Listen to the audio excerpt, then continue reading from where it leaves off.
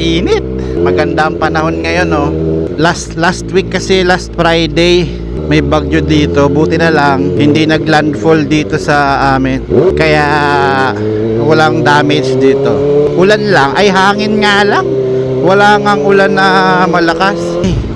Tanga ko, hindi naka yung helmet ko, hindi naka-clip. Wait lang, tabi tayo. Buti na lang. Hayop yan, delikado yun ah. Last week, ang shinare ko ay yung kung paano ko nabili tong motor na to, kung paano yung mga ginawa kong technique.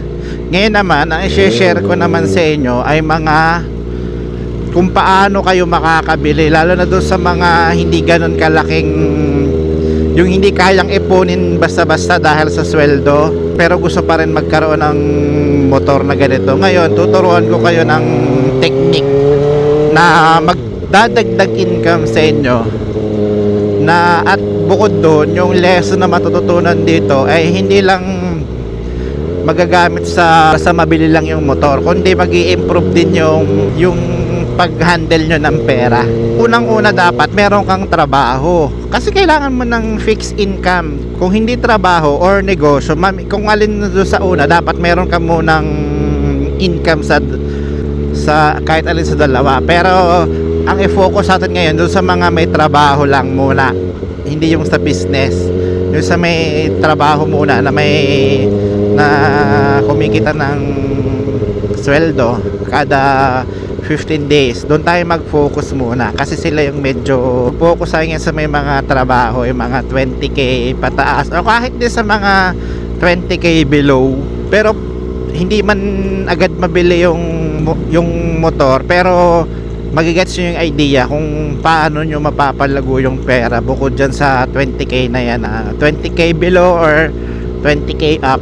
Syempre pag mas malaki, di mas madali yun. Unang-una, yung pangalawa, yung pag-budget.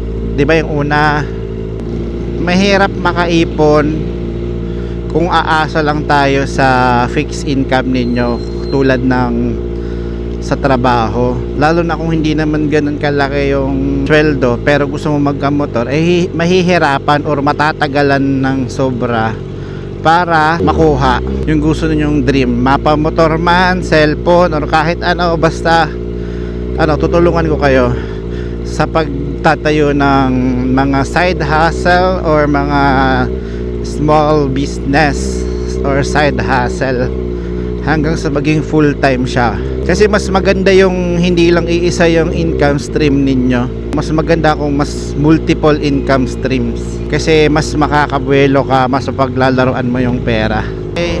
Applicable naman to sa lahat ng aspeto ng buhay para naman ma-achieve ninyo yung mga dreams ninyo. Kasi hindi rin naman to basic to, parang pag meron ka nito, kahit kaya mo nang mabibili, diskartehan mo na.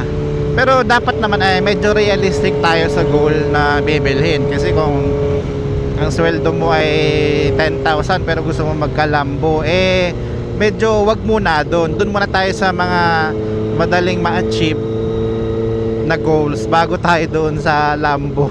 Ngayon, tuturuan ko, ang gusto ko sana ay maturuan yung ibang tao na karoon ng mga extra income tulad ng mga side hustle, mga katulad ng pagbebenta online, ganyan, negosyo sa pagluluto. Yan. Yung mga pwede mong isabay sa trabaho. Ngayon, start muna tayo sa sa number 1 natin, yung budgeting. Sa budgeting muna tayo mag-focus. Kasi dapat 50% ng yung sweldo or kung ano man yung income, dapat ay mapunta yan sa needs. Ano ba yung mga needs? Kunyari pagkain, pamasahe, yung mga bills natin, kuryente. Yan yung mga dapat unahin. 50% yan sa needs, sa pupunta. Ngayon, yung 20% ng sweldo mo, dapat yan mapunta yan sa savings. 20% savings. Matic dapat yan. 20% ng sweldo mo sa savings. Ngayon, yung 30% dyan naman mapupunta ay sa wants. Ano ba yung mga kung ano man yung wants mo, mga travel, eating out, sa labas, sa mga gadget na bibili mo. Ngayon baka magtaka kayo, bakit 30%, bakit mas mataas ang wants kesa sa savings? Kasi dapat maging realistic tayo. Ang pagsisave kasi boring. Ngayon kung mas mataas yung alam nyo naman ang Pilipino, wala naman sa habit ng Pilipino ang pagsisave. Kaya mas maigi na meron ka ng 20% na save kesa naman wala kang i-save. Kasi hindi tayo katulad ng ibang Chinese na talagang sobrang sinop nila sa buhay. Ngayon, dahil nga nanonood ka nito, ibig sabihin, alam mo sa sarili mo na hindi ka masinop din. Alam mo, mga Pilipino, gastador, bili dito, kain doon. Kaya, doon tayo sa realistic. Dapat din talaga balance din. Medyo ang hirap din kasing masyadong nade-deprive yung sarili natin. Kasi pag masyado mong deprive, ang mangyayari niyan, pwede mong mawaldas yung mga savings kasi parang masyado kang na-deprive. Hindi katulad pag yung 30% medyo enjoy mo rin yung buhay mo, mas magtatagal kang makakapag-save ka talaga ng tama. Wait lang, ano nangyari? What happened? Ano kayang meron? Hindi na-andar, no? Teko, anong meron? May nanguhuli? Ang isa nga pala sa goal ng budgeting ay hindi lang makaipon ka, kung hindi ma-improve ang quality of life mo, mas less ang stress at makabuelo ka sa mga gusto mong gawin. Yan yun, kaya kailangan mo mag-budget. Dapat matuto tayo mag-budget talaga, hindi yung mga biglaan lang na kung tapos doon na tayo sa pangalawang part. Ay, basa ako. Ayop. Ngayon, punta naman tayo ngayon sa business side or pagdagdag ng pang-improve ng ating income. E di syempre, meron ka ng 20% savings na assuming nakapag-start ka na. Meron ka ng 20% na savings. Ngayon, hindi dapat na yung 20 ang pera. Ang gusto lagi ng pera ay gumagalaw siya. Kasi ang pera habang gumagalaw ng gumagalaw, mas lumadami siya ng dumadami. Gusto ng lumalago. Yan ang mahal, yan ang gusto ng pera, yung gumagalaw siya. Lalo na kung mabilis. Yan ang paborito niyan. Ngayon, ano bang ibig kong sabihin? Ngayon, yung 20% na save mo, pwede mo siyang ilagay. Kunyari, sabi natin 1,000 pesos muna, start ka muna para naman hindi maubos yung 20k ay yung 20% mo. Yung 1,000 na yon, ang focus lang ng 1,000 na yon ay gagamitin mo ngayon sa e-load business kasi yun yung start mo. Kailangan magkaroon ka ng e-load business. Ngayon, baka sabihin mo liit lang ng kita dyan. Hindi mo masasabi rin kasi kailangan itatrack mo rin siya. Yung bawat perang pumapasok sa'yo, itatrack mo siya. Kasi hindi mo mapapansin, ang laki na rin pala ng improvement niyan. Yung 1,000 mo, kung maganda yung location mo, pwedeng dumoble agad yan. Pero money loves speed niya. Gusto niya yung lagi siyang gumagalaw. Kaya kailangan paikutin mo yung pera mo. Ngayon naman, yung iba naman, pwede mo rin siyang ilagay sa mga digital banks, yung savings mo. Kasi kung wala ka naman paggagamitan ng pera, pwede mo muna siyang doon ilagay. Habang nandun siya, tulad pag nilagay mo sa C-Bank, Maya Bank, yan, araw-araw yan nag-generate ng interest habang nakasave sa kanila. Eh di pag mas malaki yung savings mo, mas malaki rin yung everyday interest doon. Yan, tapos pwede kang magbenta ito naman medyo risky naman to. Ibig ko sabihin, magba-buy and sell ka na.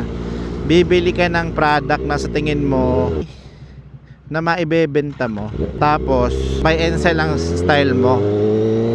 Yung iba, yung mga nakita kong iba, sa damit nag-i-invest, damit, ukay, ganyan. Yung iba baby products, yung mga damit ng babies, yan. Pero depende yan, ikaw maghahanap kung ano ang ano yung tingin mong okay dyan. Pero kung gusto mong safe, sari-sari store, mini sari-sari store yung sa bahay nyo, mga dilata, ganyan. Yan kasi mga necessity, bigas. Kung kaya mong, yung iba kasi nagsusugal, ang ginagawa, bibili ng isang sako lang, tutubuan ng 100 to 200 pesos, tapos ibebenta sa opisina nila. Yan, magandang paisa-isa lang, medyo ma-effort lang sa pagbuhat. Tapos ano pa ang maano ko, yun yung isa, dahil nga meron ka namang pera sa savings mo, money remittance gamit yung GCash. Kasi depende sa lugar, parang 1,000 pesos. Ang 1,000 pesos ay sa ibang lugar 20 to 30, minsan 10 pesos. Kung gusto mo talaga ng sa'yo na marami magpa-Gcash sa'yo, 10 pesos kada 1,000. Yan. Tsaka kung meron din naman kayong mga kapitbahay na walang walang internet, pwede ka maglagay ng piso wifi sa bahay nyo para habang wala ka, kumikita ka, may naguhulog. Ano pa ba? Tsaka yung mga kung wala ka namang maisip na maibenta, mag-start ka muna ngayon sa sarili. Ano ba yung ibig kong sabihin ng sarili? Yung mga gamit nyo sa bahay nyo, ibenta mo. Yung mga hindi nyo naman nagagamit na siguro, isubukan mo ng ibenta. Kasi doon pa lang mapapractice ka na. Ang pangit na rin maging hoarder. Ang Pilipino maging mahilig, may ugaling hoarder. Bili ng kung ano-ano, hindi isang beses lang ginagamit. Kadalasan nga hindi ginagamit. Ibenta mo na, 'di ba? Apps, teka lang. Ngayon, ano ba ang lesson dito? Pag ginawa mo yung ganyan, pasensya na kayo ha kung hindi masyadong maganda yung presentation ko. Pero sana na-gets nyo lang yung point ko. Kasi yung mga ganyang bagay, magi-improve din yan pag nag-pile up na. Wait lang, hiningal ako. Pag nag-pile up na, kasi nag-start din naman ako sa maliit, pero nung habang lumalaki siya, pabilis siya ng pabilis. Meron kasing sinong paiksi ang time habang lumalaki siya ng lumalaki. Kaya pag natuto ka ng mag-handle ng pera, mas maganda na yung magiging buhay mo. Kaya ang maganda to, comment kayo sa baba. Kung may dream purchase ka, share nyo sa akin kung ano yung gusto nyo. Aray ko.